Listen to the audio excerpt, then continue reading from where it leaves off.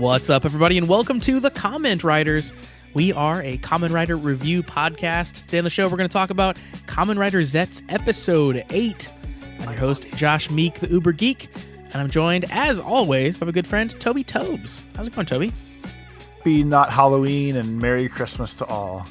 Indeed. It was Halloween this past weekend. If you're listening to this, sometime in the future, we're hot off the Halloween press. How was your Halloween? Lots of power outages. Oh, that's extra spooky.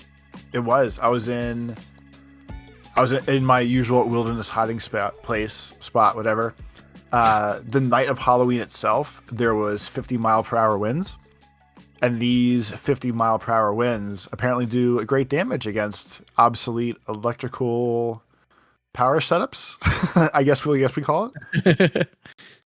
So I was at a grocery store that lost power for like 30 seconds, and it was creepy. Like, it went full pitch black, and everyone like shuts down like robots, and you just kind of stand there and you just shrug and go, I wonder what's happening. And then we later went to a restaurant whose power went out for like 15 seconds. And again, you sit there and you just kind of wonder, like, what is the next move here? What do we do? Yeah. So then, you wait for an adult to tell you what to do at that point. Yeah, but I guess that's like, in theory, that's supposed to be me. Like, I'm supposed to be able to like know how to handle such situations. Yeah. And like, I just kind of froze, and I thought about it so eventually we left. The power for real went out maybe 10 minutes after left the restaurant. And I was thinking about all the other people that were sitting there eating, drinking, whatever. And what would a restaurant actually do if the power like full blown goes out and they can't do anything? Like, do you just like wash your hands of all the tabs and say, hey, we're cool, I guess?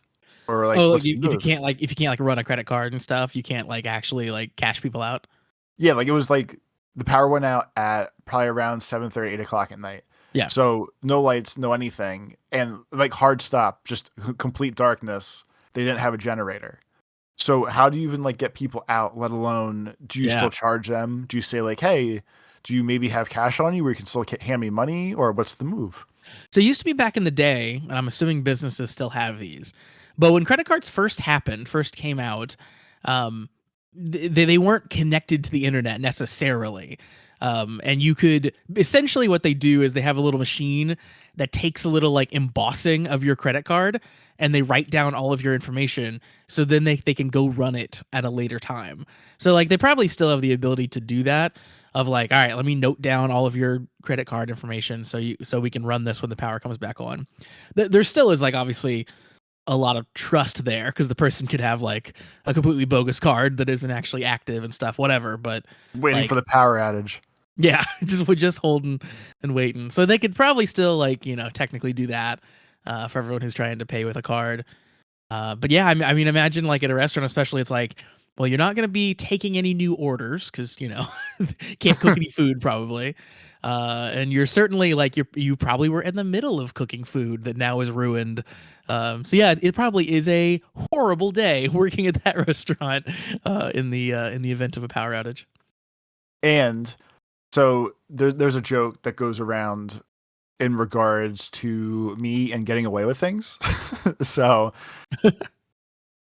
I'm going to preface this with, it's not that I get away with a lot of things. It's usually if you're nice to people, which isn't really a challenge for me. Like, people are very willing to do what you ask them to do if it's within their power, kind of deal. Uh-huh. You know what I mean? Like, if it like, oh, can you get me a second thing for free? I know I'm supposed to get one, blah, blah. Yeah, so, I had this in school where like I was genuinely a good student. So the times that I wanted to get away with stuff, teachers were very willing to let me do things a little bit outside of like what was allowed, because otherwise I'm like generally very good. So yes, I get that vibe. Yeah. Okay, so like, to give a better explanation before this one. So for St. Patty's Day, huge drinking holiday in America, because of course, went out with a group of people. We went into a restaurant that was basically packed, and the host guy or the seating people, whatever, were like, hey, it's like a 45-minute wait. And I saw a table clearing up, and I was like, I hear you. I said, but if we're just going to grab like a drink and go, Would you mind if we just sat over there real quick? Like, we'll be in, we'll be out. It's no big deal. And I didn't have to bribe him. I didn't have to do anything. But even in my drunk state, I was very polite.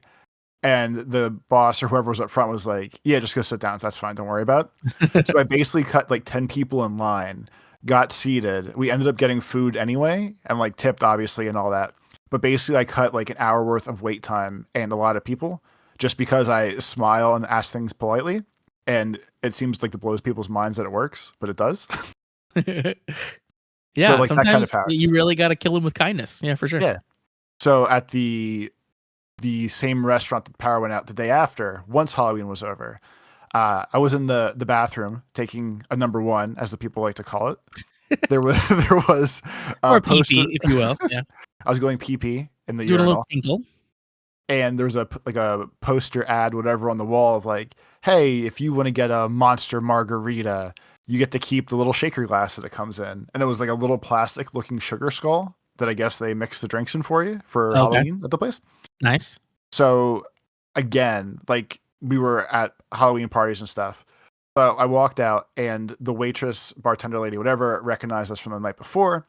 And I was like, I have a random question for you. And she laughs and says, sure. And I was like, so I was in the bathroom and I have a question. And then she started laughing and she was like, oh my God, okay, sure.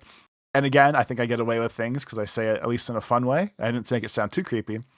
But I was like, can I just have one of those margarita skull things without actually having the drink? And she just laughed and she goes, absolutely, I'll just bring you one out. And I even like threw in there like, I'll pay for the drink. I just don't want the drink. And she walked away. She came back. She gave me a nice little sugar skull shaker and she didn't charge me anything. And That's I just awesome. laughed and I said, Toby did it again. And then I went to the party we were going to and bragged to everyone about my new little sugar skull. That's awesome. I had a similar experience, like I guess this is a bunch of years ago at this point. But there was a magic set that came out that was called Conspiracy Take the Crown. And a big mechanic in the set was like if you attacked someone who had the crown, you got to steal it. So then like you sort of bounced the crown around through the various players. So the set was coming out and I was having people over to play it. And I was thinking like it would be really funny if I had a Burger King crown, like to represent the crown in the game, and we had to pass it around and wear it as we were crowned. So I went to Burger King and I did the like thing of just like, hey, this is kind of weird, but do you have any crowns? Can I just have one of them? Like, and like I know it's weird. I know I'm an adult. Can I just have a crown? And like I literally got a stack of crowns when I explained what I was doing. Like probably like I don't know 10 of them or something. They just hand me over the counter just because I was nice. It was like this is weird that this just worked out this way. Yes, But yeah, you got to kill them so, with kindness. yeah, life lesson. Don't be a dick. I was in a Walmart one time. I think the only time I've been in like a store when the power went out. I was in a Walmart one time and the power went out.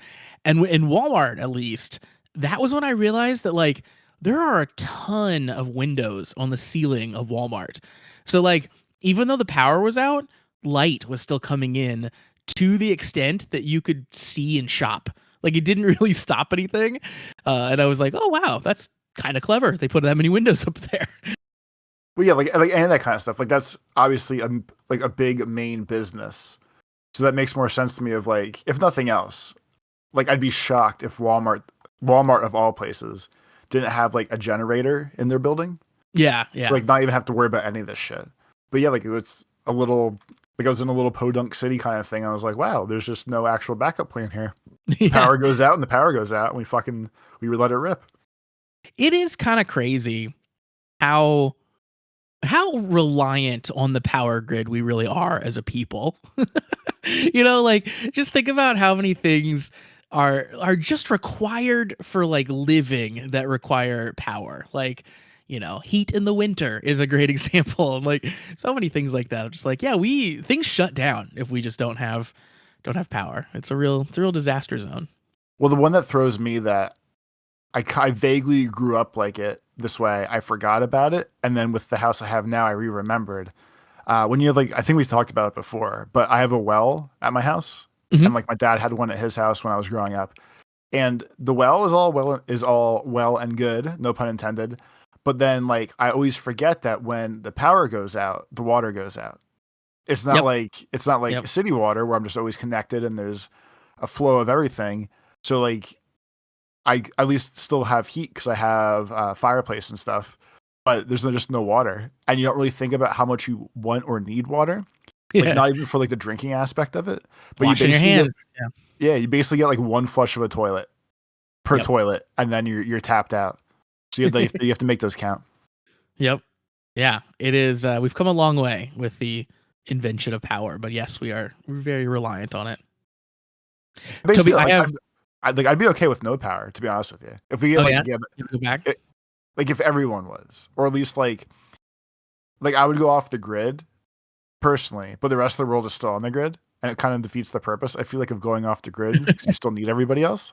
But if there was like a more like a larger scale of hey, you can just like disconnect, and this is the world, I think I would definitely do it. Dude, no, I need the soft cushion of society to coddle my being.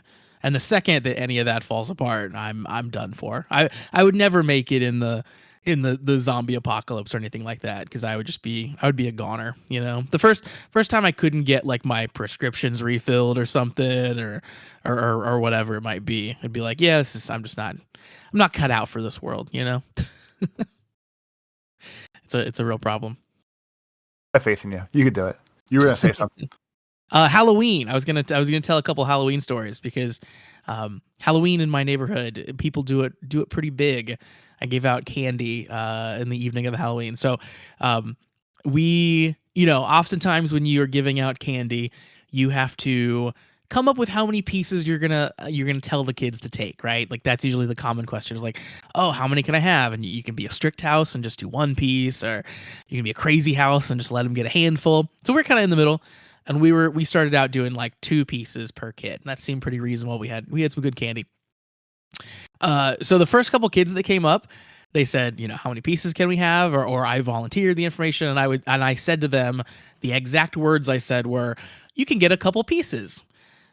Or feel free to pick out a couple pieces, or however I was saying it, right? I was saying a couple.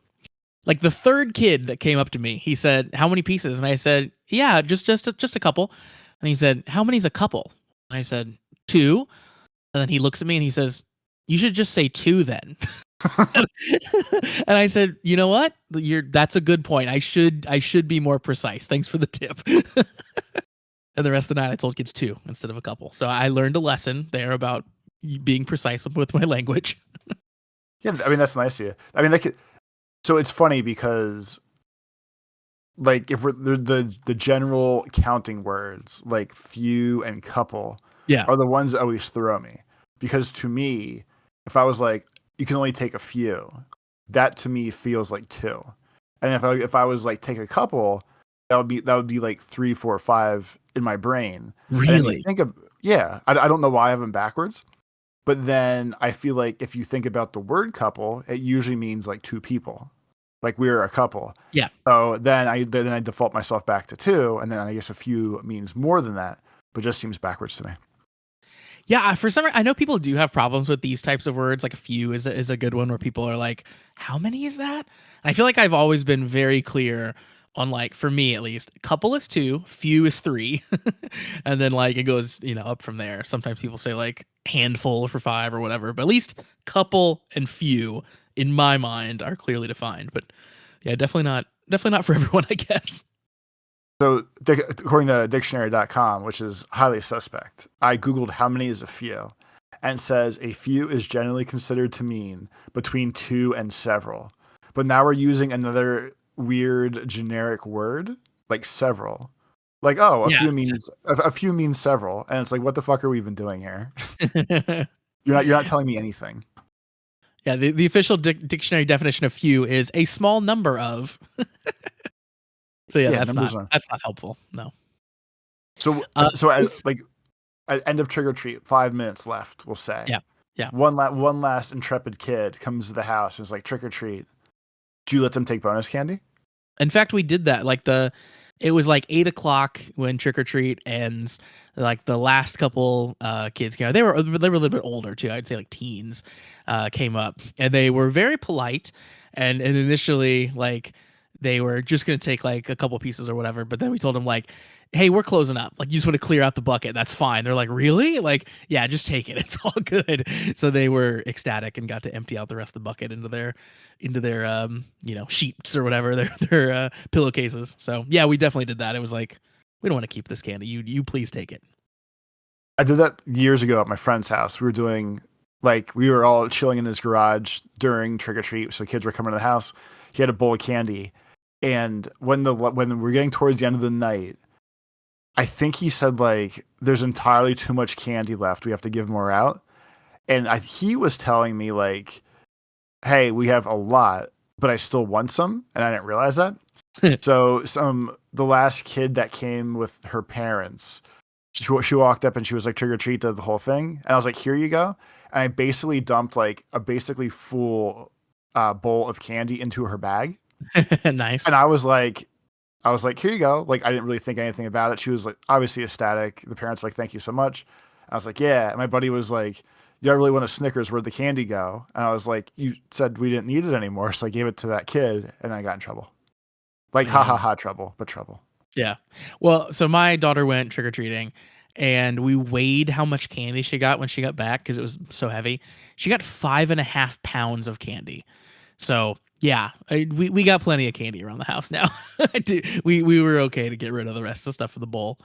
And that's always what I thought of too. Because like he has a few kids, a few to several kids, and they all went trick-or-treating. So in my mind, I was like, well, even if I dumped out all the candy that you were giving people, you have children's worth of bags coming back in the house. So It really seemed okay. It's like a weird investment where you spend entirely too much money, but you just get the money back in candy anyway. Totally. It is 100% that. It is nice though, because Halloween is really like, it's the one holiday that encourages people to like get out and interact with their neighbors, which is really nice. Like you get to see people you live next to, and people are usually pretty happy and stuff about it. But the funny trend, Toby, I don't know if you've been party to this, but the funny trend that's happening recently is that people like to do a little drinking on Halloween now as they are walking their kids around, and it's become a thing where like houses will have like a cooler of drinks for the adults and give out candy to the kids. And people just walk house to house and get shots of something at each place and stuff like that. It's become that kind of a vibe. I've seen that. I've never partook that side of it, but I always thought that was a good idea. Because I mean, like, even I'm sure like the best, nicest parents, I'm sure at some point get irritated of walking the kids around for 2 hours. Like my mom always took me. I am probably pretty sure at some point every time. She was like, I'm kind of over this. He just wants to go everywhere. And she wasn't a drinker. But like if I was doing that and someone was like, hey man, do you want a nice beer while you're walking around? I would say absolutely. And then I would be a little more excited to go trick-or-treating. Yeah. There was one mom who, so she was clearly very drunk. She was on a bicycle. She rode by our house on a bicycle, going pretty fast. And it's Halloween or whatever, so I'm like saying hi to people as they're going by on the sidewalk. So she comes by and I say hi, like we connect eyes, I say hi, but I don't know who she is. And she looks at me and she's riding the bike, and all of a sudden she like slams on the brakes and like comes to this really abrupt stop. And I look back at her. She looks at me and she goes, "So this is where you live?" And I said, "Yep, this is it. You found it." And then she's like, "Oh, I never knew that." And I'm like, "Well, yep, this is it." And I'm like so weirded out by this because I have no idea who she is. Then she hops back on the bike and just speeds away again. And I found out later, I clearly like had that interaction. I'm like, this is clearly a person I'm supposed to know, hopefully. Otherwise, what a terrifying interaction that I just had. And apparently it was a mom that I met like 8 months ago at a party or something. And she was there, but I didn't remember her at all, but she remembered me enough to slam on the brakes on her bicycle and be very happy she found out where I lived. I mean, I guess that's nice. I guess so. Yeah, there's that. Yeah, like I guess all things considered, that's kind of like probably like okay. Yeah, it was creepy in the moment. Like it was like, this is where you live. Oh, okay, yep. Do I need to move now? Is there something horrible happening? Well, like at least you like at least you clicked and solved the issue of what was going on there. Just Yeah. because otherwise, like I probably would have been terrified for the rest of the day or down the road of like, hey, but was I supposed to know you? Like, what? Why do you know me? What actually just happened here? Yeah, it was helpful that she like seemed happy when she was saying it. But yeah, it was also very clear that she was drunk while it was going on too. Um, yeah, I feel like drunk biking is especially risky. You must be good at both things to make that work. She's obviously a pro. Yeah. I'm proud of her. And then last Halloween story, I had a kid run up, and he was dressed as a Ninja Turtle, and he sprinted up to our house, like up to the table I had set up. He sprints up. He says like trick or treat or whatever. He grabs one piece of candy and he starts to run off again. So I'm like, hey, you can have more if you want. And as he's running, he looks back and he says, no, I'm good, and just keeps running. He's just doing a Halloween speed run. That's probably the most fun. Like that might have been his thing where he was just like, I don't have time to waste place by place. Yeah. But if I just hit and run every building, I should be good to go. Like clearly he had that strat down, and it was working for him. So yeah, that's old Halloween. Toby, let's jump into some topics of discussion here for this week, because there's a bunch of things to talk about. Before we get into talking about Kamen Rider, I do want to talk about one piece of news because I think it's a big one and it's very relevant. And in fact, Shade wrote in an email with some information about it. So we'll credit Shade for this news. The email address, if anyone's interested, is cast@kamenridersucks.com. Once again, that is cast@kamenridersucks.com. And our friend Shade wrote in with the subject line, big news. Shade says, hello, everyone. My last email was written a week in advance, so I couldn't cover the big news we have this week. Of course, I'm talking about the news, dun dun dun, that Super Sentai is getting canceled. This is what I wanted to talk about on the show here for just a bit today. But Shade says, to catch everyone up on the situation, on a random peaceful weekday, Oricon, a trustworthy established news source in Japan, published an article announcing that TV Asahi's Super Sentai series will end broadcast. They say in the article that it'll conclude its airing. It started in 1975 and will end with the 49th season. The article cites that the toy sales are down and cost of production is up, and it just doesn't make sense to continue it.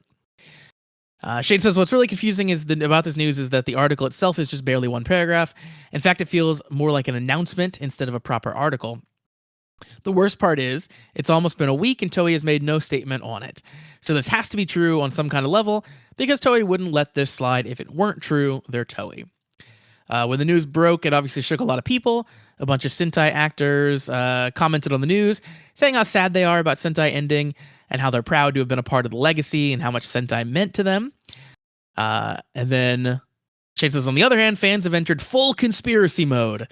Currently, the biggest speculation is that Super Sentai is going through a rebrand as part of their strategy to expand globally and to avoid Power Rangers' legal grip on Super Sentai in Western countries. For the past few days, leakers have been working crazy overdrive. Shade's sharing a couple of those leaks here. The first one is that it's Super Sentai is going to be rebranded into something involving the word universe. Like that word will be sort of the crux of the new series name. Recently, they've been using the word universe in a lot of their merchandise and in Gozyuger, so it could support that theory. There are also rumors that they're going to change Sentai completely to be more like Metal Heroes. So what that means that I've heard is that there's going to be 3 heroes instead of like 5+, and a reduced number of episodes, like 25 instead of 50. Shade says that's all just speculation. Could be true, could be false. All in all, it was very shocking to see the headline on my timeline. Super Sentai hasn't been doing very well financially for the past few years. There's been rumors here and there about Sentai being canceled, but seeing it actually happen made my stomach drop. So, what are your thoughts, Toby, on Super Sentai going the way of the dodo? So you all told me about it in our Discord. Happened to see a random post about it on, I want to say it was like Polygon or something that was like 2 or 3 days old. I just saw it today. Yeah. and it, at least from whoever they have quotes from now, they made like the comment sounded like, yeah, like we've done 50 seasons now, or like 49, but there's that split one, so there's like 50 teams worth, blah blah. It sounded more like we've done it 50 times. There's not really a place to keep going forward with this arc now that we've had a season that used like all the stories, kind of deal. Like we've thrown back to everything at this point, blah blah. And it just sounds like it's kind of just an actual refresh of the show with a different name, more so than like the show stopping. Yeah. I So, think that is probably fair. Yeah. because especially like if they're saying like all the universe stuff now, which I didn't see, but that's still fine. Still goes into it. Like it just sounded like one of like a producer or someone close to the area of the show or something was just like, hey, we did 50 seasons now. We kind of want this. We want a fresh start. We want to obviously keep the same vibe of show, but just have a different show.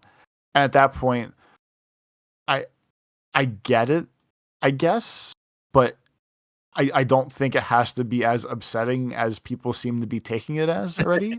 Yeah. It Yeah. just seemed like, so if they're still gonna have like the heroes and the costumes, and it's still that kind of thing, like they could call it super mass universe fun silly time, and you still have heroes doing henshins most likely and getting into zords and doing everything else. So like I guess I'm not attached enough where like it's not ruining the show. It's going to be the same show with a different name. Yeah. It's like Hopefully. what it's like when Ubisoft stamps more towers in a game, and sometimes it's called Far Cry and sometimes it's called Assassin's Creed. Like my tower climbing collectible game's still there. It's just a different label this time. Yeah, totally. And I mean, like from a business perspective, I'm sure the idea of a rebrand and like the excitement and fervor that crop up around those things, um, that's probably pretty easy to understand. Then, like, oh, that's going to give us a boost in toy sales. Like, no matter what, people are going to be excited to check out the new thing instead of checking out the 49th season of this thing that's been running forever, right? So that probably gets some new eyeballs on it, even if it's just temporary. That's probably a little boost for a bit. And yeah, I think I'm with you. Like 3 heroes versus 5 heroes is kind of whatever. Like some of my Well, favorite Sentai stuff has involved primarily 3 heroes. So well, I mean, I'm so good with that. it's like all the other old shows we got here. Like Yeah, VR Troopers was 3 of them.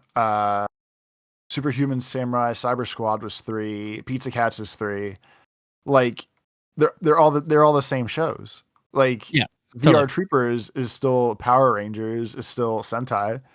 They're like the rapper is different, but still that kind of show. Yeah. Yeah, I mean the tokusatsu, masked hero um genre exists outside of Sentai and outside of Kamen Rider. Like you said, there's VR Troopers in the States. There's Metal Hero, the Metal Hero series in Japan that's long running. There's Ultraman. There's a bunch of these things. And not just in Japan, right? Like other countries do it too.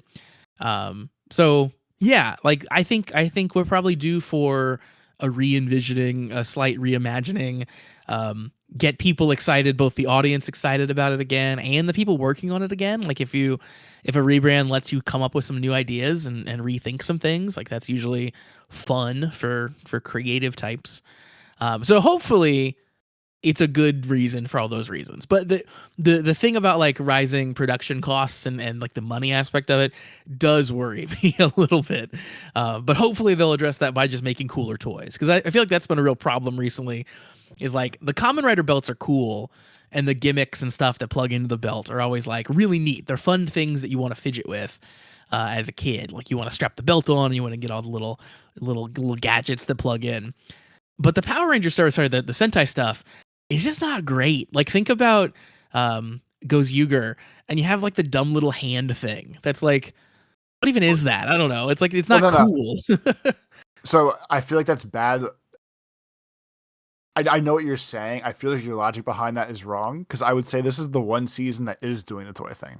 I guess it is So closer to a Kamen Rider driver than we normally get. yeah, Yeah. so like from my limited spec, or like I was telling you in Discord and stuff, like the past 3 or 4 seasons of Kamen Rider that we watched, Geets wasn't super crazy with it, but I can collect 101 Gotchard cards, whatever the hell they were called, Chemi cards. So there was like full collectibles with their season. Gav had all the Gochizos. We have the Capsums now. Yep. And at least like Gozeuger has, you can buy all 50 rings. But like compare that to like when like we're watching Dawn Brothers, and there's effectively nothing to that show. Or even like Stupid O's had collect all 30 bullshit coins. Like if they're worried about the toy sales, it's specific to the fact that like the Sentai shows don't do gimmicks like that. Or like we even watched, I forgot what other one we watched. Like we watched Boom Boomgers, and all the merch on the store, because I always like looking and checking, was like their clothes, or hey, here's the little acrylics of the people. But there's no, like, Boom Boomgers had no toys like that. Yeah, And not in the I same guess way. Yeah. I guess kind of they had the Transformer cars, but that was like a bare minimum, and that wasn't anything crazy either. So based on the fact that like we know they write the shows with, hey, we're gonna make these fucking toys, and you're gonna put this in your store whether you like it or not. Like the easy fix is just do more Gozeuger things and be like, hey, this season we're gonna do baseball team, and we need jerseys for everything, and we're gonna have like 30 teams this year, so you better figure out 30 jerseys to make us. And it just kind of fixes that problem.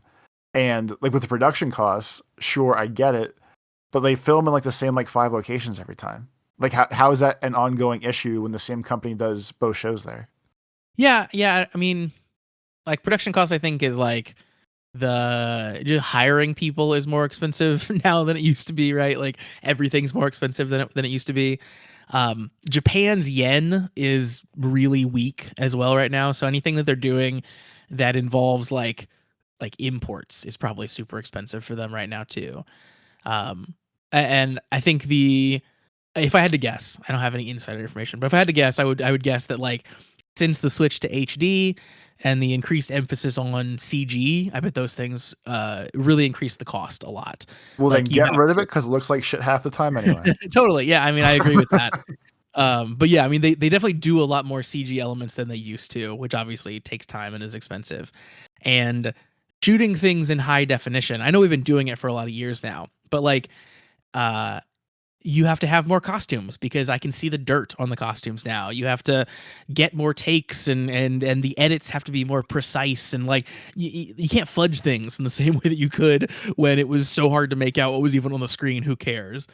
So yeah, I mean, I get it, like why things would be costing more, but you're right. Like, I mean, as far as a production of a TV show goes, it seems like it'd be pretty cheap because they're shooting at either locations they own or locations they have like relationships with, and they visit all the time, and yeah, it doesn't seem like it would be prohibitively expensive, but who knows?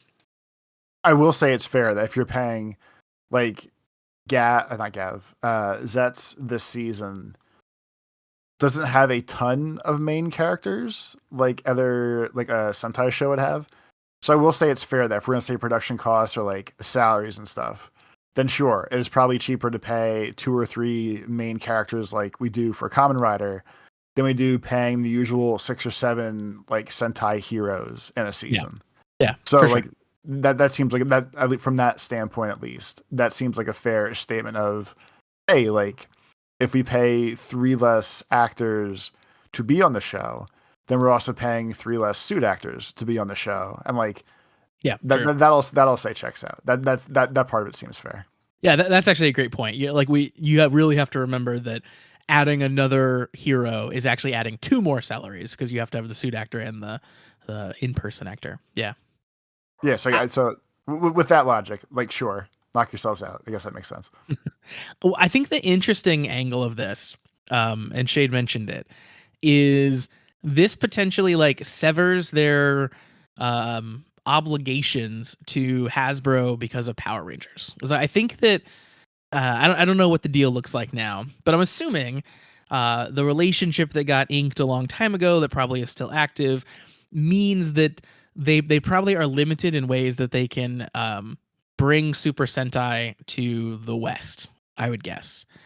Um, so if this gets around that and they get to like now skirt those agreements because hey, Super Sentai ended and this is universe and it's a whole different thing. You know, we live in a world where they just decided to make Kamen Rider go global, and it seemingly is a hit and is going well, and we're we're going through that process. Imagine if this rebrand is so that they can do the same thing with Sentai. That's pretty cool. I mean, if nothing else, I feel like that move would be like it should bring back the actual Power Rangers vibe of Power Rangers. Then, like, In what way? In the sense that it's like each season is connected, or I'm saying like they for the stupid Americans. I will call us for this conversation. oh, it would have to be like a reboot for sure, like a reset, explain things to people again. Yeah, But I'm saying like completely get rid of the mainly Japanese part and just make it like actual Americanized. Hey, look at these stupid teenagers with attitude kind of vibe. And instead of doing like the full Japan show, just do the hey, here's Americans talking, and we'll steal this season's Sentai footage to go this way. I mean, I obviously don't hate that because I'm a big Power Rangers fan throughout the years. But I think that's like the old way of doing it. Like I think we live in a world now because of the internet and because of the popularity of anime and manga that like people and young people especially are like very on board with consuming incredibly Japanese content.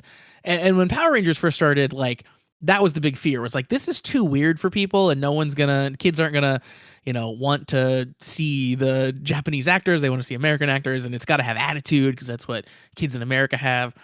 And I feel like nowadays people are just really down for like, no, they're in Japan. It's a samurai. You get it. It's fine. Like maybe we dub it, but like I think we live in a world in 2025, 2026 where you can do very little to a show to westernize it and it would find an audience. In the West, in the English speaking countries. I think Kamen Rider is a good example. Like, yeah, they picked kind of a secret agent theme and stuff that maybe eases it in a little bit, but it's still a Kamen Rider show, and they're not really dumbing it down or doing anything like that to make it more palatable.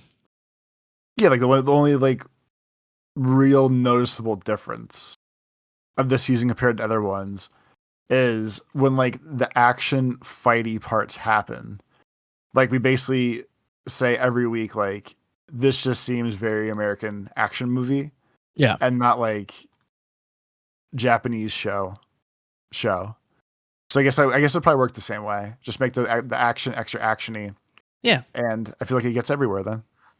I think that'd be tight. But yeah, I mean, if they want to do more like Power Rangers format stuff and have American actors, portraying the footage and stuff, like that's great. That's fun. That has proven to be very fun. And then we get twice as much show to watch. So I'm okay with that.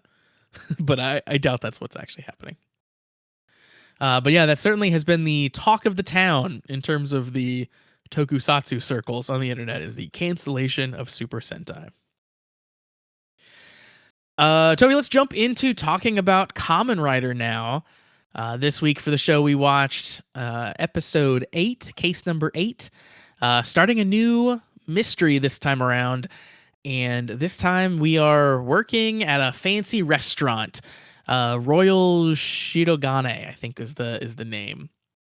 And we got like the intro was like 4 minutes of just like chef porn. It was. Oh my god. Again, like I know I say this a lot in these arcs, but like at some point I forgot I was watching Kamen Rider and I'm just watching this weird drama about this like this investigator who's becoming a chef, and like we don't get any Kamen writing until like the very end of this episode. And yeah, like you said, we get like 4 minutes of chef porn. Cuz all I could really think of was like only because I watched The Bear entirely too late. Like I watched all 4 seasons at once. I started super late. But it was basically like an episode of The Bear when it wasn't one of the crazy screamy anxiety episodes. And it was just actually one of the like, we're going to show you artsy chef things. It was just crazy. Like it was nuts. And I was like, yeah, this is a wildly different show today. Yeah, totally. Baku's working at this restaurant. He's the soup skimmer. He has to skim the soup scum. So he's pretty low in the totem pole. But we get to see the interaction between the head chef, Sano-san, and like clearly his like sous chef or someone underneath him, and they're working on making the Royale sauce, which is this green sauce that seems to be the signature of the restaurant. The head chef basically tells him like, "Yeah, yours sucks. You did it wrong," and then remakes it. The sous chef tries the version that the head chef made, clearly is like wowed by it, but then very quickly collapses. And Baku tells us that it appears to be a biological weapon. I love jumping straight to biological weapon there, by the way. It's really good. I mean, I guess in theory, it makes the most sense, at least if we're trying to explain a fancy term for like food poisoning. Then yeah, I guess like biological weapon works. So It's just so dramatic sounding. A guy falls over and gets sick, and you're like, "Oh, biological weapon must be." absolutely. We have some really good Nem stuff in this episode too. So now that we know she is sort of this dream creature, they really move her in and out of costumes a lot. There's like at one point in this episode where she's like in one costume, and then we cut away for a second and we cut back, and she's like a different costume portraying a different role, and they just go in stride with it, and it's really good. They continue to do very cool dream things that they couldn't do IRL. I thought it was cool that like the main crux of the nemming this time was basically her being like, "Oh yes, you made that promise," and she's like, "I respect that you respect me. I know you're my best friend now. I know you want to help me find me in real life, blah blah blah." And I'm glad that we kind of like, not that we moved past it per se, but I'm glad that at least Dream Them is like, hey, he's actually my friend. He's going to help me figure out where I actually am in the real world and get me out. So whatever you want me to do, I'm here with you. I got your back. I'll help you. Yeah, Let's roll with it. Yeah, it's cool. The stuff from last time has made her like 100% a real sidekick now. She is on the team. She is helping out in any way she can. And in fact, she's kind of so involved now that Baku brings her to the command closet. So he can go there in his dream form as well as his human form. So he brings her back there and introduces her to Zero even, and she even gets a capsim out of the machine. So she's integrated at this point. She's officially tentatively a secondary now at this point. Yeah. If she's playing with the Henshin toys and everything, she's right there. Yeah, I think this was the episode of like, it made it super clear that she's eventually going to transform. It felt like they were nudging everything in that direction. Zero tells us, of course, that the best thing to do is to figure out to find the door. And Baku has to wake up at that point. He's getting a phone call from the police officer Fujimi. And Fujimi's got a new black case to tell him about. Basically, the same thing that happened in the dream happened IRL. And we know that the restaurant is going to be catering a basically this international conference. They're bringing in a world event. Yeah, they're bringing in the country of Eldovia to Japan, and they're catering this. So obviously, the cop there is very worried that like, oh no, we're going to accidentally poison a foreign president, and it's going to be an international incident. We should stop that. They do report that no toxins were found in the bodies of the victims, but the police officer Fujimi continues to be sure that it is a black case and that they are being poisoned in some way. Baku has to keep looking in his dream, but obviously it's not time for sleep yet. So Zero hands him a new capsim and this new gadget that he uses. And this gadget is like, it's like a visor / camcorder kind of. And he can like point it at things like you would a camcorder, and it just kind of like pops up in the vision whether the thing is like safe or a hazard. looks like the crazy like a non-face mounted scanner thing from Dragon Ball. Absolutely. Yes. I'm waiting for Baku to say it's over 9,000 at any point. in all of this. Um, so he heads out to investigate IRL. They get some free lunch tickets to go to the restaurant, and yeah, they head out. But at the same time, the police officer Fujimi is trying to convince the, I guess, the conference and the foreign president that we should call this off. Don't have this company do your food anymore. Don't have them cater. This is a bad idea. But he comes off as a crazy person, essentially.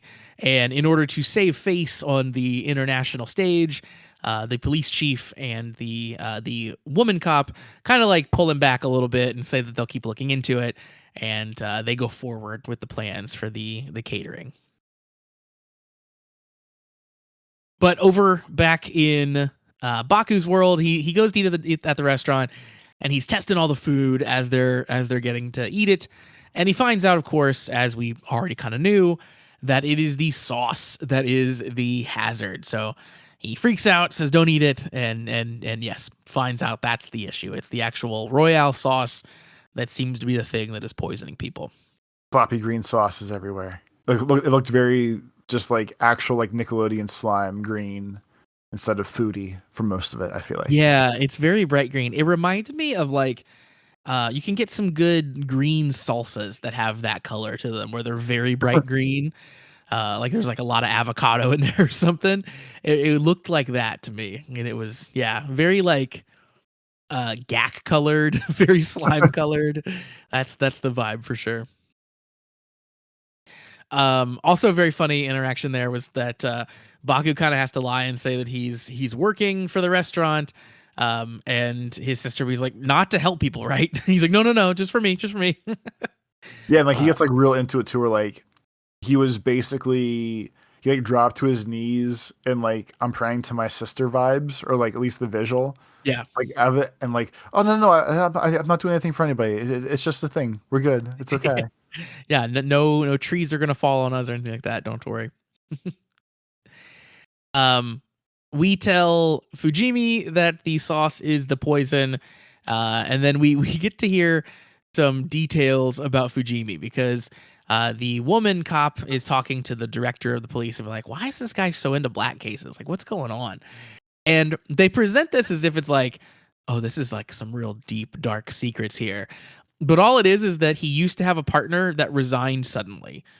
And he's convinced it's due to a black case. It's like, that's not really that much drama. I was expecting it to be like way more in depth than that. They were playing Stratego, and then the partner disappeared, and no one knows what happened to him. Yeah, it's just like, okay, all right, yeah, I guess that's a reason to be obsessed about something, sure. Baku heads back into the dream world then. He tries to sneak in. He encounters Nem. She gives him the capsim that she had taken earlier out of the machine, and it is the recovery capsim, so it's like a health pack, essentially. They head to the kitchen. Baku kind of has an idea of what he's looking for, and he finds pots of Royale sauce everywhere, just on the floor, on every surface. They're just covering the room, which I thought was a very cool visual. That's definitely when like I noticed how like green it was. Yeah, but it was funny because like there's like you kind of notice the pot on the stove first, and you notice a pot on a shelf across from the stove, and you notice 4 pots just strewn across the floor. But they're still like they're not spilled or anything. They're just full pots of sauce, and they're just like all over the kitchen, basically. Yeah, totally. The chef is there. Sano is there. He's making even more sauce. So clearly he's gone a little insane and is just churning this stuff out. And Baku explains then out loud that the sauce isn't just poison; it's also the nightmare itself. So at that point, all the pots kind of explode, and Baku reacts at the same time and tries to corral it, kind of. He like pushes it away, feigns it away. But yeah, then we get into our fight with the nightmare. And this nightmare looks awesome, I have to say. Like, it's a very cool, colorful costume for the actual nightmare. I couldn't figure out what it was actually supposed to look like, but Me neither. But it did look very fun. Yeah, super colorful and all kinds of crazy stuff going on. And certainly in these fights in zeztz, like you don't get a lot of time to really look at the nightmare necessarily because they're pretty fast paced, kind of like the same thing we saw last season. But now they're even crazier because the monster can just like kick you into a whole different scene. That happens multiple times this Yeah, episode, I'll say over and over this time. which is great. Again, that's an awesome use of being in like the dream world, quote unquote, and you can break some of those rules. There's one in particular where like the monster kicks Zeztz into a laboratory from outside into a laboratory, and like Sano the chef sort of like transports with him. There's no reason for that to have happened, but it just like is presented like a normal thing because we're in the dream world. I think that stuff is really really well done. Yeah, especially like during the fight itself.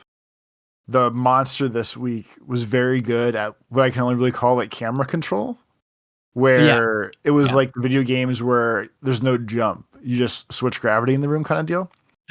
So there was like a fight kind of thing or a fight moment where uh Zets deflected the poison slime on the roof of the room. So then the monster was like, well, now the roof's the floor, and like flipped the whole room. Yeah. Whereas that's basically was going to crash into the now floor, which was covered with slime to do some other stuff. And they did like tons of the room spin, flip, whatever, where like I guess gravity kept switching is the best way to put it. But they did a ton of it this time. And again, it goes to that whole thing of like this is just like pure sci-fi action movie nonsense more than like a Kamen Rider show to do the whole like Americanized this works everywhere kind of deal. Yeah, they're certainly like taking advantage of the fact that they don't have to be conformed anymore to IRL rules. It feels like the same level of like creativity that we were getting in Gav, but now just like, oh, also gravity cannot exist if we wanted to, and whatever else, um, which is very fun. Things pretty rapidly progress towards the end here. So the poison, the sauce is really really corrosive. We see it like eating through stuff. And at one point, Baku tries to deflect it as much as he can, and there's some cool shots of that. But at one point, Nem becomes the target, I guess, of a bunch of the goo, and we get to see Zets switch over to his wing form very quickly, fly over and basically shield Nem from all the poison. He catches it on the wings, but then he essentially it like seeps into his body, and he becomes very weak because now he's been poisoned. Which of course brings us, Toby, to getting to use the recovery capsum. Thankfully, he has that here. Yep. Conveniently, the mission itself knew what he needed before the mission, and just in time, his capsum was there to save the day. Exactly. That reminds me, in comic books in Spider-Man, there was a point where Tony Stark made Peter the Iron Spider suit. So essentially, it's like an Iron Man suit, but for Spider-Man. And in the first issue rather, where that suit debuts, you have Tony sort of run down all of its capabilities, and one of them is like it can stop bullets. So then Peter puts it on, and he goes out crime fighting that day. And in his very first encounter with criminals, he gets shot, and it shoots the bullets back out. And it's like, so you're telling me that if he had gotten this suit one day later, he'd be dead right now? Like, just so convenient that he gets shot on the day he gets a suit that's bulletproof. That's what that reminds me of. But anywho, yeah, we get the recovery capsum. He uses it, and it's a pretty cool like cleansing animation he gets, and then he goes into kind of the henshin and into the green form. And then he also uses the recovery capsum on the chef as well, kind of cures him of what's of his sickness or whatever, because we find out he's also under some sort of ailment, despite the fact that it seems like he is the dreamer, so we don't really know what's going on there. It seems like everyone's having heart attacks, basically. It does. Like the ailment just specifically seems to be like whatever the poison, whatever is, it literally just gives you a heart attack. They all grab their chests, fall over, can't get up, blah blah blah.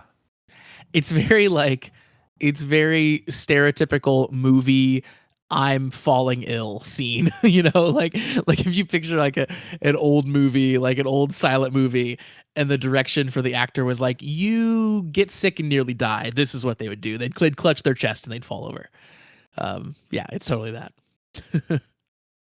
But then Toby, at the very end here, um, Baku and the chef get kicked into this laboratory, this other room, and it appears then at that point that something happens to Baku. Maybe he gets shot or something happens, but he reacts as if he was shot, and kind of the screen changes color for a second, and he sort of falls over. It looks like things aren't things aren't going well for him. And we see that in the real world, his sister is rushed into Baku's room trying to wake him up. And we find out that it seems like his heart is stopped. He's not breathing. Everyone So dies. That's the everyone dies. episode. Everyone dies. And of course, we are reminded then at the end here that if you die in the dream world, you die in real life. It works. It works like the Matrix. Yeah. So yeah, we have a dead protagonist now. I'm shocked they did that so fast. The evil guy, the evil main guy that we're not really sure what other than like collecting the dreams, we don't really know what is. Thank you. Nox. Yep. Yeah. Like Nox shows up for like a quick split minute instead of a split second. But he just kind of like he's sussing out the vibe. And it seems like, without saying the words again, it seems like this is what he warned Baku about when he was like, you don't really know what you're doing to yourself by doing all these things. Yeah. But there wasn't really like that line. And it seemed like they didn't really like confirm like, hey, this is what happens. Like you overworked yourself, or like you can't soak up poison in your dream because then your body soaks it up in real life. And I vaguely gave you warnings that you were supposed to listen to. So like, obviously, I don't think we're killing Baku, but I am kind of shocked that effectively, like, both his dream best friend and his sister were both crying, trying to like save his life, and no one's able to. Because I kind of expected one of them to like Tinkerbell wish him back to life, more so Nem in the dream of like, oh, Nem's care and tears wakes me back up, kind of thing. But he just really seems kind of fucked right now. Yeah. It was it was more intense than I expected it, for sure.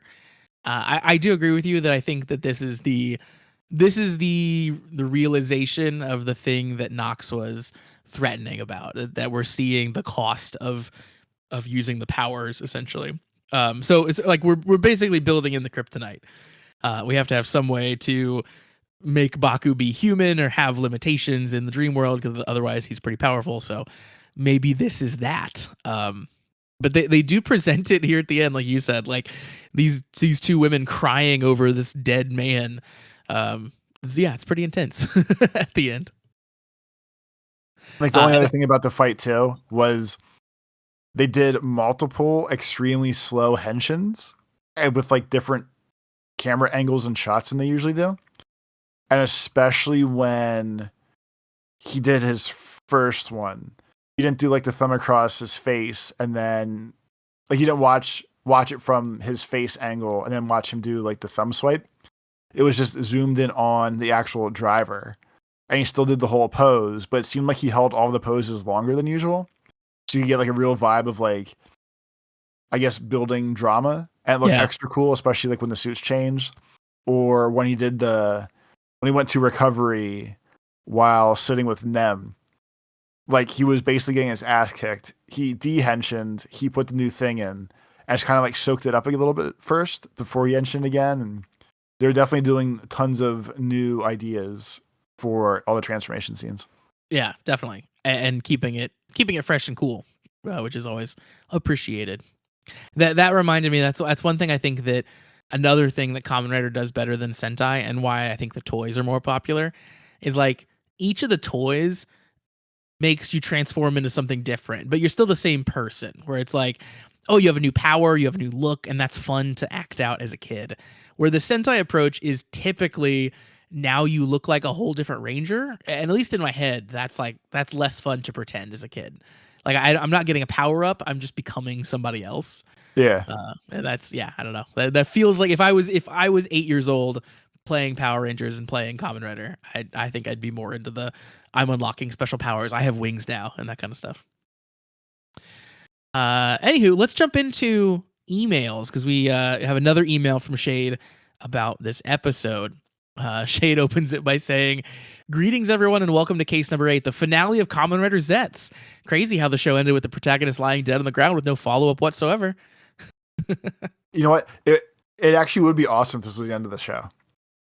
Like, for whatever reason, like next week starts a new Kamen Rider thing, and this is actually just the end of Baku. Would be hilarious to me. Or if they were like, "Oh, sorry, did we say we were canceling Sentai? We meant Kamen Rider." We meant specifically this season because the toy sales suck.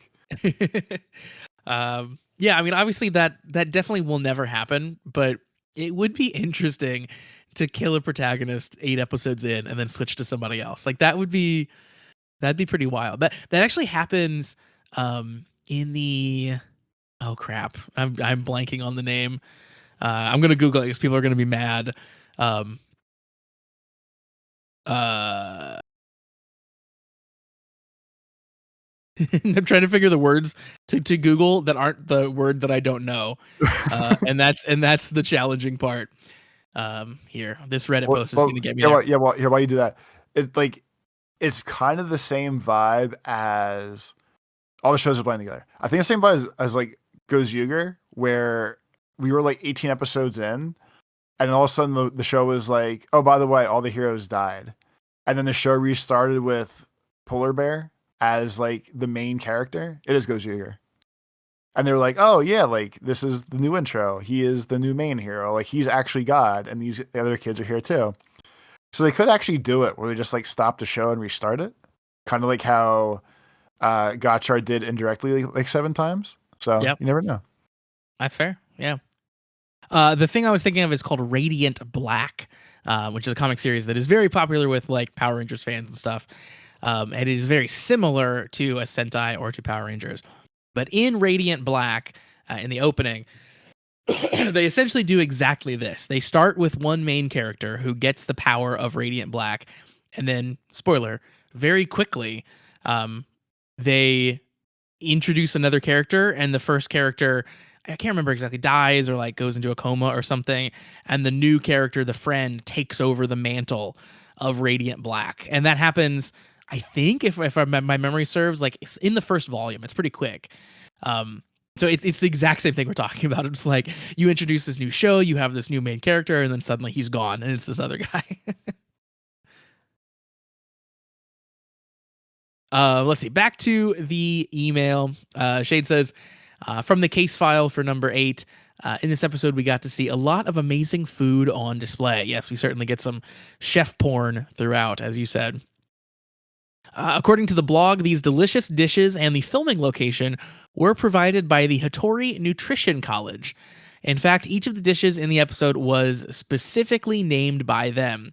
For example, the main dish with the all of the sauce around it is called the filet de chevril en croûte sauce royale. I have no idea how to say these French terms. It's venison with sauce royale. And Shade then sends some more of the pictures of food. It all does look very delicious. It's very fancy food, but it does look appetizing. And apparently during the lunch break, the staff and the cast got to eat some of the food too that they were using for the set dressing. As it should be. Yeah. At least they didn't throw it away or do anything else stupid with it. Yeah, totally. Shade says the blog shows off this shot of a mountain. They teased that there's a shot with this mountain in episode 9 that the staff really liked. So I guess next episode, be on the lookout for a cool mountain shot. And then a small detail, but the guy who plays the chef's protege, the guy who gets poisoned at the very beginning, appeared in Kamen Rider Gio's movie. He played a young version of Oda Nobunaga, the feudal Japanese warlord. Apparently, this episode of Zeztz is the first time he got to appear in a Kamen Rider series, not counting movies. And then during the script meeting for the episode, it was easily decided that Baku should be a chef in this dream, but they couldn't decide what role Nem should play in the dream. They thought of many options, such as a servos, a fancy word for a server, a pastry chef in charge of desserts, or a pianist performing live at the venue. After much discussion, they decided a farmer who delivers fresh vegetables, the lifeblood of cooking. um, that was a fun costume for her to wear too, so that works out. She definitely did all of her best roles, or she did all of her roles to the best of her ability because she had a bunch. Yeah. They show off a picture of Baku and his sister dressed up to go to the fancy restaurant. He's wearing a suit, and the blog, I guess, is writing some fan fiction because they say that Baku hasn't worn this suit since his college graduation. So they're confirming that he doesn't dress up very often, and also that he went to college. Good for him. Yeah, it's good to get an education. In this episode, we also saw the debut of Kamen Rider Zeztz Esprim Recovery, which has the ability to heal others, and for some reason, Nox is especially interested in this. If you guys have been paying attention, you'll notice that Baku has a different henshin pose for each color of his forms. For the red Physicam forms, as you said, yeah. For the red forms, he wipes his lips and snaps his finger. For the blue forms, the Technolam forms, he does a robot claw-like gesture with his right hand. And for the green Esprim forms, he spins the capsum upwards instead of downwards like the other forms. The LED for the Zeztz driver also runs upward instead of downwards to indicate this. That's a nice little attention to detail. I will say I didn't have it pegged as it was color coded or there was specific reasons. I just noticed he was doing different henshins. Like something's different here. They talk about the styling of the Zeztz room. So they've been talking about clothes in each of these, and this time they're actually talking about like the command center room. They talked about they had many actors and TV personalities say like, "Oh, that's a nice coat," or "I want to try that on." So basically, they took those pieces of clothing and put them in this room because, quote, "There are clothes that radiate brilliance even when hanging on a hanger, even lined up in a vertical row. Perhaps it's the texture and color as well as the presence they exude from the shoulders that makes them stand out. Designers have painstakingly crafted pieces of clothing that undoubtedly have the power to convey their own value to the wearer." So they picked pretty close. That's what they're saying. Yeah. Shade also has some small tidbits and news. First up is that Kamen Rider Zeztz is finally, I guess, debuting in Korea. We're excited to confirm that the stars of Kamen Rider Zeztz, Ryotaro Imae and Maho Horiguchi, will be joining AGF Korea 2025. Okay, so they're actually going to Korea. First time ever, this marks the first international event appearance for actors from a currently airing Kamen Rider series. That's pretty cool. This is a pretty big deal. Shade says most toku actors who attend events like this do it for themselves, so having the stars of the show come to an event to promote the show is a big deal, not to mention that it's for the current ongoing show. Finally, to end our news and tidbits section for today, Shade shares that they made Zeztz pajamas. Oh, yeah. There's a picture of Nazca's actress wearing them. And yeah, so basically they are like long pants and kind of a long shirt, and they just look like Zetz's body. So they have like the green abs on the front of them, and they have like the red lines going down the leg and stuff.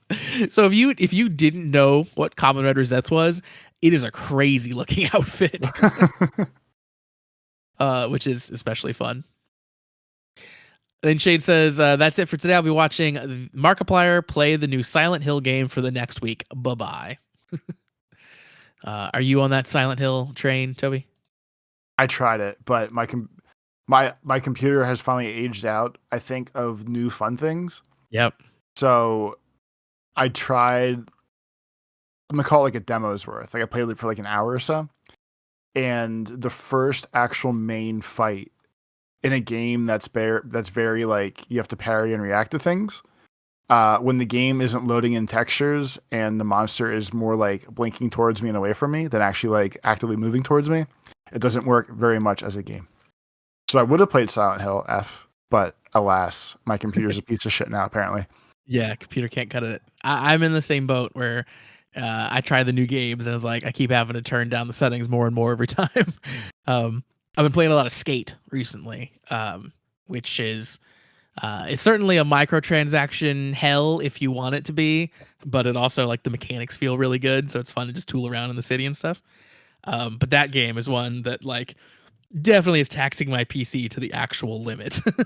um, with all the lighting and stuff they have going on in that city, I can if I turn that thing all the way up, I'm getting like 10 frames a second or something insanely bad. So yeah, I'm in the market for a new graphics card at some point probably. They're just so expensive now, you know? I Used think to be. well, like the computer I have now, I I built myself in the sense that I put the pieces in the box.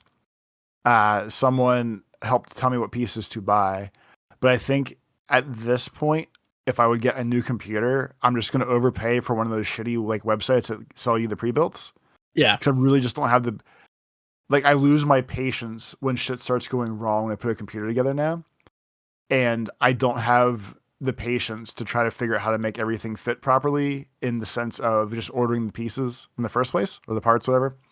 So the thing I'm just gonna buy like an overpriced pre-built just so that I know a working computer is arriving to me. I'll just deal with that shame of me just not having patience anymore, I guess. No, I think that's I'm not gonna totally earn my valid. game I'm gonna lose my gamer cred by not building the computer. But I'd rather just have it work and have someone to yell at instead of myself if shit goes wrong. Yes.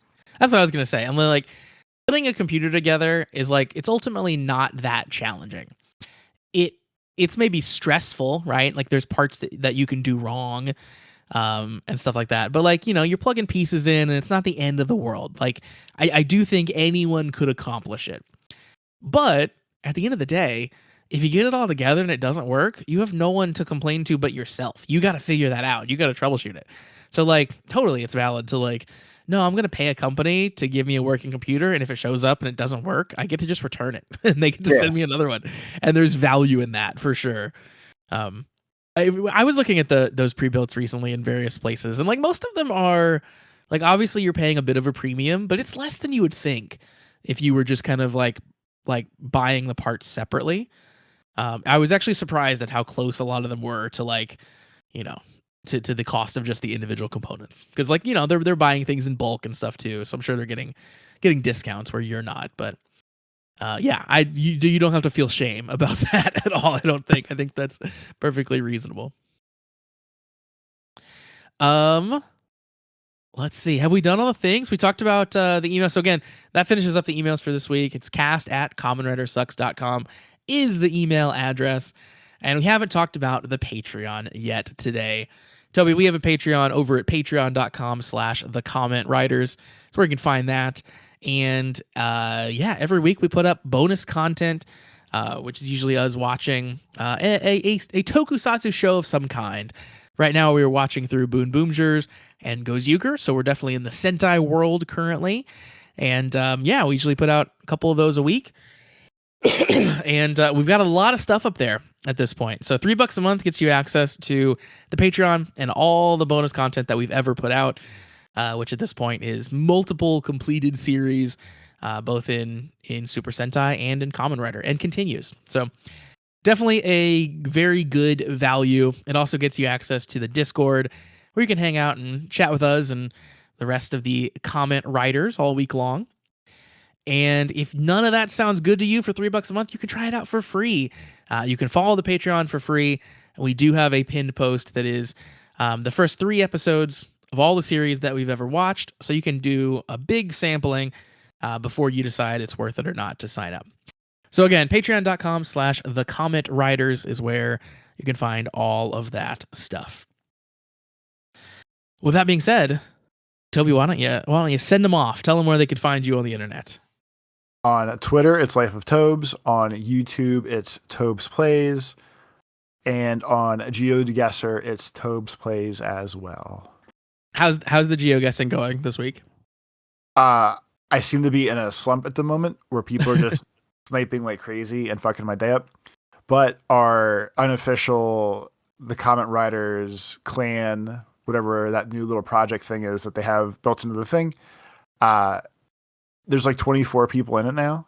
Oh, and dang. I'm sure that so it's just open. It's just like an open, anyone can join if they find the name. And I think once people start joining, it shows up higher in the ranks because it's like oh, 10 out of 30 slots filled. And people are like, I want to join too. So they do that. And GeoGuessr has Halloween mode now until the 7th. And it basically plays jump scares and shit while you're trying to do a GeoGuessr map. And that's kind of fun. That's very funny. That's a great idea. That is, I want to see some of the real like GeoGuessr pros do that. Like I want to see Rainbolt just like get jump scared while he's trying to play GeoGuessr. Yeah, like it's like basically you're supposed to play with the headphones on, but there's a little spooky face that just you hear it breathing the whole time.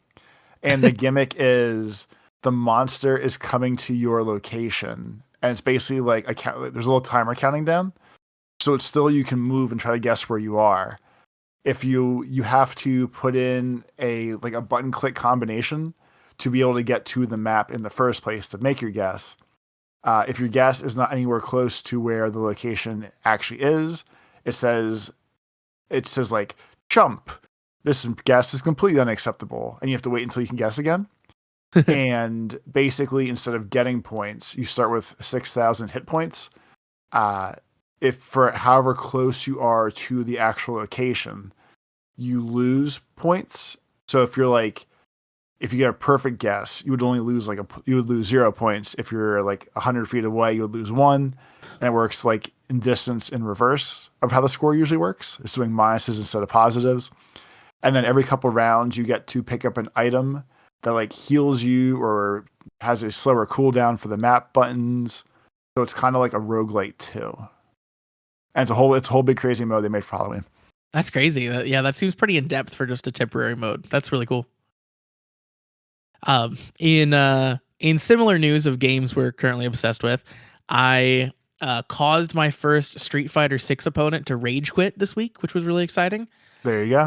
I beat a Dulcim so soundly that in the middle of our second match, he was getting beaten again, and he just pulled the plug, quit the game.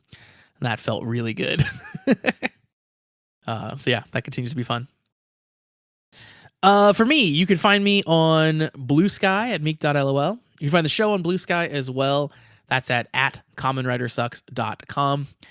Of course, please do check out the Patreon, patreon.com/thecommentwriters, and send us in emails. Cast@commonwritersucks.com is that email address. Of course, give the show a subscribe, give it a like, give it a review, whatever your platform allows. All that helps. The thing that helps the most, of course, is telling a friend, sending them a link to the show, telling them they might enjoy it. That always is greatly appreciated. And of course, here at the very end, I did want to say very quickly, this weekend, if you are in America, was the first point when SNAP benefits didn't pay out. If you don't know, that is the food assistance program we have here in America that 42 million Americans are on. And it's currently being argued, I think, in court, but the current, because of the government shutdown, the current news is that the SNAP payouts are going to be delayed and halved for this month. And the shutdown is no end in sight. So that might continue on again for next month. Who knows? So just wanted to say, if you are in a position financially to support a local food bank, and if you are in America, that would be a wonderful thing to do right now. Just to put that out there. That's certainly, we are, I think, barreling towards quite the crisis for feeding people in this country. So certainly don't donate if you don't have the means for it, but if you do, that might be a good thing to think about doing. All right, that's my little piece. I think that is the end of the show. Thanks very much for joining us and talking about all this news and Common Writer. We do hope you join us back next time to talk about episode 9. And until then, have a great week, everybody. Peace.